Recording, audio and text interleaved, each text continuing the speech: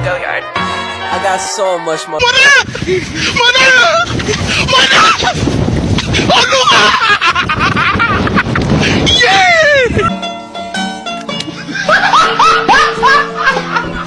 Are ya ready, kids? Aye, aye, Captain! I can't hear you. Aye, aye, Captain! Oh! Fucking design on right now. Break it down, bring it back, make it clap. I got 3 old thoughts, new guap, where that thing, bitches on my line, and you know. Shalom, selamat pagi saudara Adri. Selamat pagi. Hari ini kita akan ada dalam pembinaan spiritual yang menjadi ayat inti kita di saat ini, yaitu terdapat dalam kitab Perjanjian Baru, yakni Efesus 5 ayat 18, yaitu, dan janganlah kamu mabuk oleh anggur, karena anggur menimbulkan hawa nafsu, tetapi hendaklah kamu penuh dengan roh. Apakah saudara Adri pernah mendengar tentang mabuk anggur atau pernah merasakan apa itu anggur? Ya, jadi bicara soal pernah dengar mabuk anggur atau pernah merasakan, saya pernah mendengar dan bahkan dari itu juga ikut merasakan seperti apa mabuk anggur itu.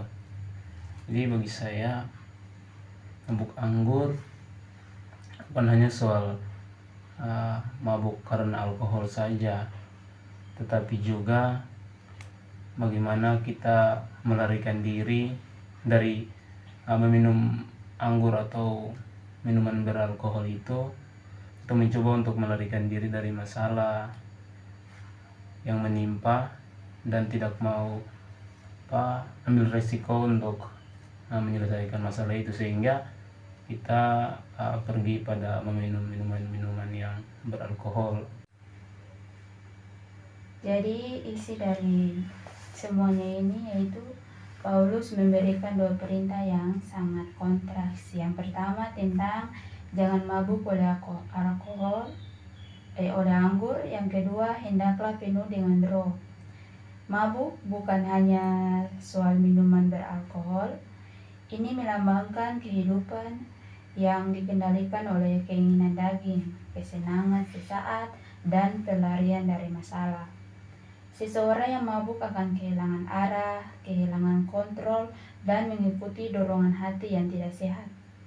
Sebaiknya hidup yang dipenuhi oleh Roh Kudus adalah hidup yang dikendalikan Tuhan, pikiran, perkataan, emosi, dan tindakan diarahkan oleh hikmat ilahi, bukan hawa nafsu.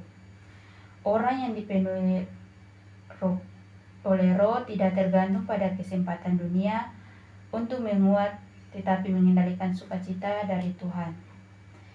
Menjadi dipenuhi roh bukan berarti merasa rohani sesaat ibadah, tetapi belajar menyerahkan kendali hidup kepada Tuhan. Membiarkan firman bekerja dalam pikiran dan hati, hidup dengan disiplin rohani, berdoa, membaca firman, melayani. Menunjukkan karakter Kristus dalam keseharian. Seseorang yang bergantung pada dunia akan lemah ketika keadaan buruk, tetapi seseorang yang dipenuhi roh tetap kuat, tenang, dan pengharapan karena sumber kekuatannya berasal dari Tuhan. Saudara Adri, ketika situasi menghadapi tekanan kerja atau masalah keluarga, sebaiknya jangan saudara lari ke tempat hiburan seperti minum alkohol, marah, kebiasaan buruk yang terjadi dalam kehidupan itu.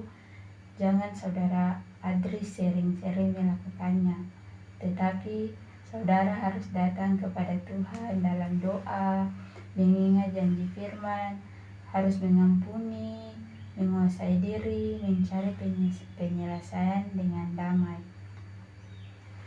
Jadi kehidupan penuh roh bukan tujuan sesaat, tetapi perjalanan seumur hidup. Tuhan tidak menuntut kesempurnaan, tetapi penyerahan diri setiap hari.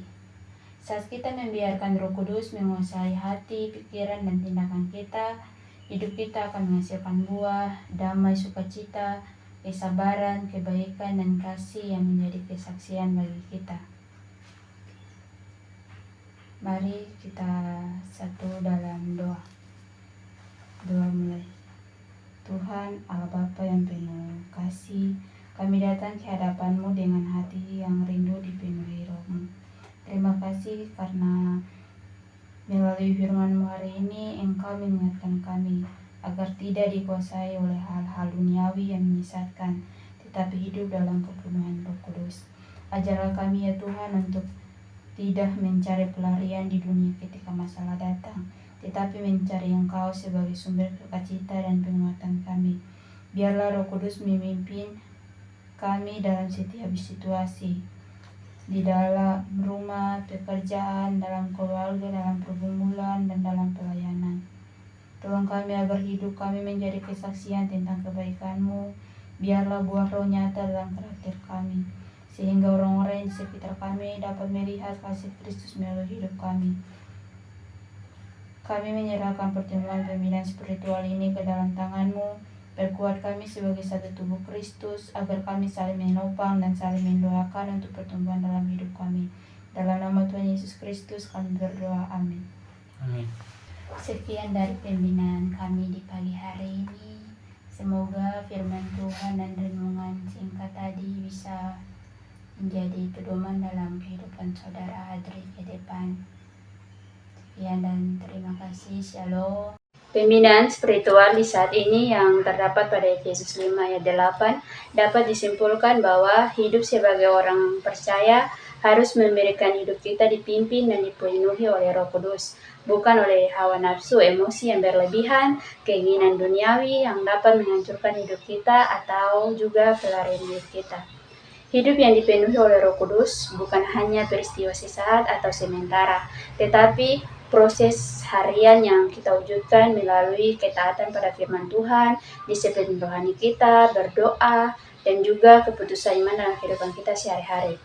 Bagi kita sebagai dewasa awal yang sedang menghadapi tantangan seperti tantangan dalam dunia pekerjaan, tantangan dalam dunia keluarga, dan tantangan-tantangan hidup lainnya, kepenuhan oleh Roh Kudus dapat memberikan kita kedamaian, kebijaksanaan, kita bisa mengendalikan diri kita, dan kepenuhan Roh Kudus dapat memberikan kita kekuatan agar kita dapat mengambil keputusan yang benar. Hidup yang dipenuhi oleh Roh Kudus akan tampak melalui perubahan karakter kita, perkataan kita, dan tindakan kita yang memuliakan Tuhan, serta menghasilkan buah roh dan membawa pengaruh positif bagi sesama dalam lingkungan sosial kita. Dengan demikian, pembinaan ini mengajak tiap-tiap pribadi dewasa awal untuk menyerahkan kendali hidup kita kepada Tuhan dan menjauhi berbagai godaan dan pelarian duniawi, serta memilih untuk menjadikan Roh Kudus sebagai pemimpin dan sumber kekuatan dalam seluruh aspek kehidupan kita dari hari lepas hari. Demikian dari pembinaan spiritual dari saya di hari ini. Sekian dan terima kasih.